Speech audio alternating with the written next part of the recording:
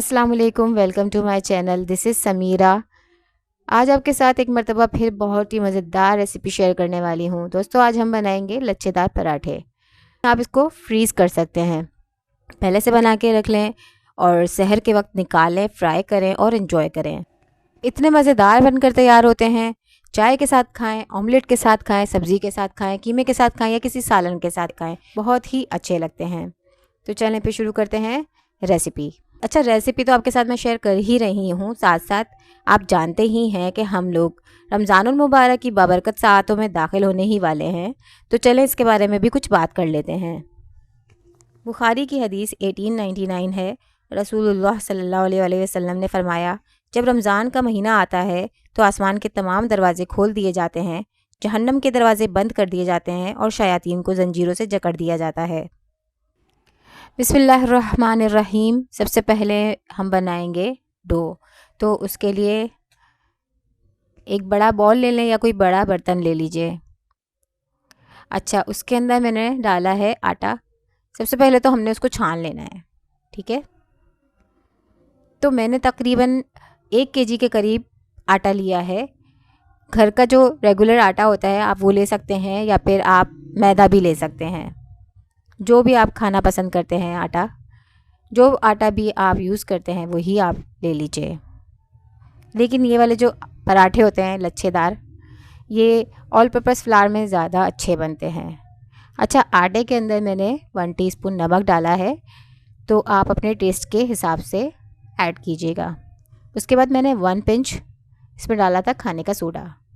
उसके बाद मैंने डाला है पाउडर शुगर, 2 टेबल स्पून भरकर डाले थे। इसको थोड़ा मिक्स कर देते हैं।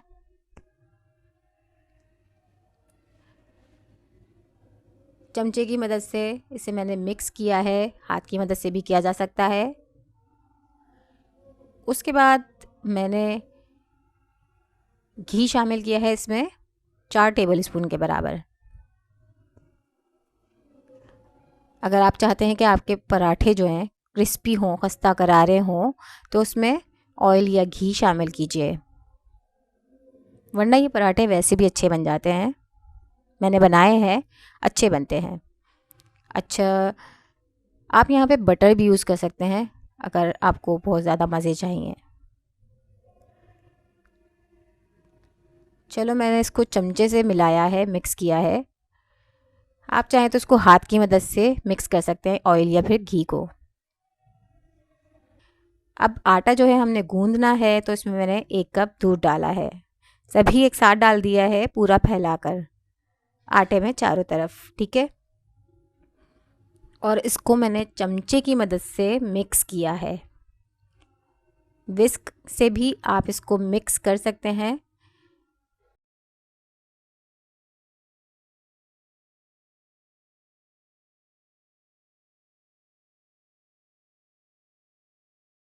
पहले मैंने डाला था दूध और अब मैं बाकी का आटा जो है पानी से गूंद रही हूँ। अच्छा, आप लोग सोच रहे होंगे कि चमचा क्यों यूज़ कर रही है, पागल हो गई है। बिल्कुल ही ऐसी कोई बात नहीं है। असल में ये आटा जो होता है काफ़ी स्टिकी होता है, तो मैंने सोचा थोड़ा सा चमचे की मदद से कर लूँ, या फिर डो जो है नीट करने के लिए मशीन होती है वो उसमें डाल दो सारा आटा, तो वो जल्दी से गुंज जाता है। ये काफ़ी स्टिकी हो जाता है, इसलिए मैंने चमचा यूज़ कर लिया था।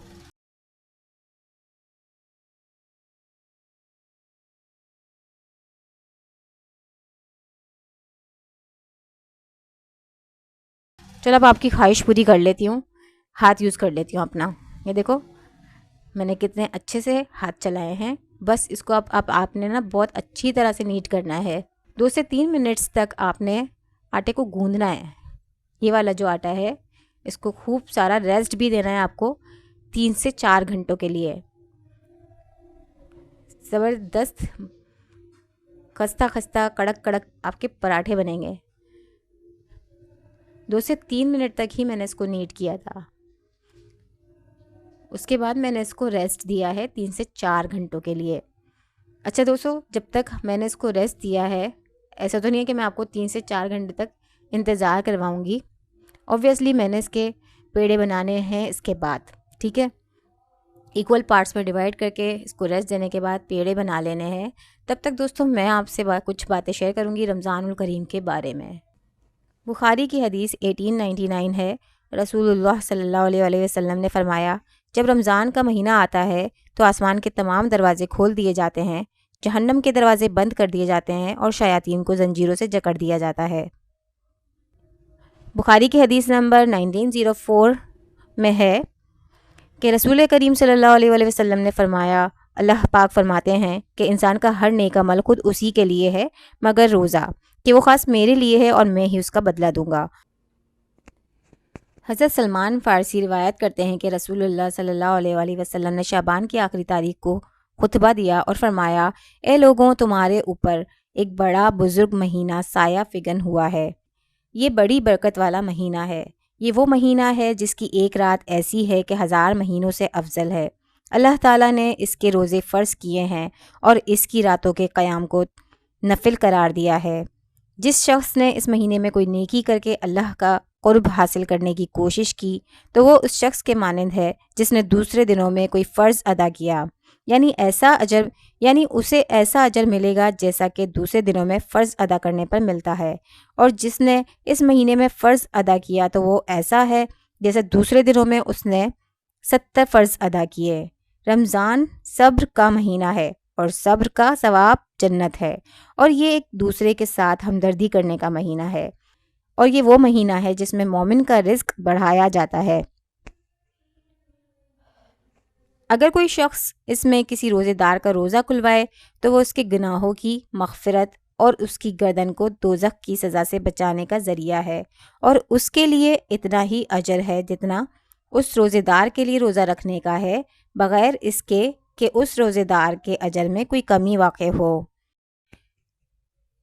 حضرت سلمان رضی اللہ تعالی عنہ کہتے ہیں کہ ہم نے یعنی صحابہ کرام نے عرض کیا، یا رسول اللہ، ہم میں سے ہر ایک کو یہ توفیق میسر نہیں ہے کہ کسی روزے دار کا روزہ کھلوائے۔ نبی کریم صلی اللہ علیہ وآلہ وسلم نے فرمایا، اللہ تعالیٰ یہ اجر اس شخص کو بھی دیں گے جو کسی روزے دار کو دودھ کی لسی سے روزہ کھلوا دے، یا ایک کھجور کھلا دے، یا ایک گھونٹ پانی پلا دے، اور جو شخص کسی روزے دار کو پیٹ بھر کر کھانا کھلا دے تو اللہ تعالیٰ اس کو میرے حوض سے پانی پلائیں گے۔ اس حوض سے پانی پی کر پھر اسے پیاس محسوس نہ ہوگی یہاں تک کہ وہ جنت میں داخل ہو جائے گا۔ اس کے بعد آپ صلی اللہ علیہ وآلہ وسلم نے فرمایا، یہ وہ مہینہ ہے کہ جس کے آغاز میں رحمت ہے، وسط میں مغفرت ہے اور آخر میں دوزخ سے رہائی ہے۔ اس کے بعد آپ صلی اللہ علیہ وآلہ وسلم نے فرمایا، جس نے رمضان کے زمانے میں اپنے غلام سے ہلکی خدمت لی، اللہ تعالیٰ اسے بخش دے گا اور اس کو دوزخ سے آزاد کر دے گا۔ پیڑے بنا لینے کے بعد 10 to 15 منٹس کے لیے مزید آپ نے اس کو ریسٹ دینا ہوگا۔ اس کے بعد آپ نے اس کو ہاتھ کی مدد سے پھیلا لینا ہے اور اس کی اسٹرپس کٹ کر لینی ہے اور اس کے پیڑے بنا لینے ہیں۔ اس کے بعد ان کو مزید 10 منٹس کے لیے چھوڑ دیجیے گا۔ ان کو ہاتھ کی مدد سے پھیلایا تھا، بٹر پیپر پہ رکھ لیا تھا اور زپ لاک بیگ کے اندر ڈال کر ان کو فریز کر لیا تھا۔ آپ دیکھ سکتے ہیں کہ یہ فریز ہو کر باہر آئے ہیں۔ میں آپ کو دکھا لیتی ہوں اور کچھ میں آپ کو فرائی کر کے بھی دکھاؤں گی۔ بہت ہی مزیدار بنتے ہیں، ضرور ٹرائی کیجیے گا اور مجھے کامنٹ کر کے بتائیے گا کہ آپ کو ریسیپی کیسی لگی ہے۔ اس کے علاوہ کوئی حدیث اگر آپ کوٹ کرنا چاہتے ہیں تو ضرور کامنٹ کیجیے۔ رمضان کے حوالے سے یا کسی بھی حوالے سے آپ ہمارے ساتھ اس حدیث کو ضرور شیئر کریں۔ رسول کریم صلی اللہ علیہ وسلم نے فرمایا، اگر کوئی شخص جھوٹ بولنا اور دغا بازی کرنا روزے رکھ کر بھی نہ چھوڑے تو اللہ تعالیٰ کو اس کی کوئی ضرورت نہیں کہ وہ اپنا کھانا پینا چھوڑ دے۔ تو سب سے پہلے تو ہم نے یہ عہد کرنا ہے کہ ہمارے لفظوں سے کسی کا دل نہ دکھے۔ روزہ صرف پیٹ کا نہیں، زبان کا بھی ہونا چاہیے۔ دوسری بات، رمضان کی برکتیں ان کے لیے روک دی جاتی ہیں جو رشتوں کو توڑتے ہیں۔ اس ایک رشتہ دار کو فون کر لیجئے جس سے بول چال بند ہے، کیونکہ اللہ تعالیٰ جھکنے والوں کو پسند کرتے ہیں۔ اپنے آپ کو بالکل چھوٹا اور گنہگار سمجھ کر اللہ کے دربار میں کھڑے ہونا ہے۔ روزہ ہمیں یہ سکھاتا ہے کہ ہم اللہ کے ایک قطرے پانی کے بھی محتاج ہیں۔ بھوک اور پیاس کو چڑچڑے پن کا بہانہ نہ بنائیں۔ اصل پہلوان وہ ہے جو غصے کے وقت اپنے آپ پر قابو پائے۔ اس کے علاوہ اگر ہم چاہتے ہیں کہ اللہ رمضان میں ہمارے گناہوں کے پہاڑ معاف کر دے تو ہمیں بھی لوگوں کی چھوٹی چھوٹی غلطیوں کو معاف کرنا سیکھنا ہوگا۔ اپنے دل کو صاف کریں تاکہ اللہ اس میں اپنی رحمت بھر دیں۔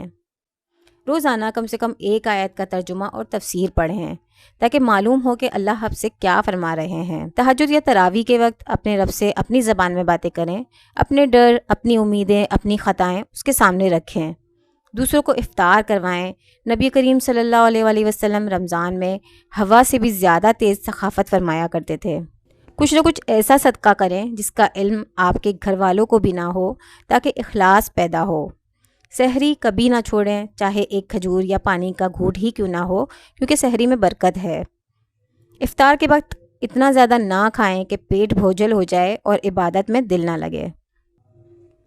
دوستو، ان باتوں کا خیال ہم نے صرف رمضان میں نہیں تھرو آؤٹ دا ایئر رکھنا ہے، اور میری دعا ہے کہ یہ رمضان آپ کی روح کے دریچوں میں نور بھر دے، آپ کے دل کے آنگن میں سکون کے دیے روشن کر دے، آپ کی ہر خاموش دعا کو آسمان تک رسائی ملے اور ہر آنسو خوشیوں کے موتی میں بدل جائے، آپ کی زندگی ایمان کی خوشبو سے مہکتی رہے۔ آمین ثم آمین۔ السلام علیکم ورحمۃ اللہ وبرکاتہ۔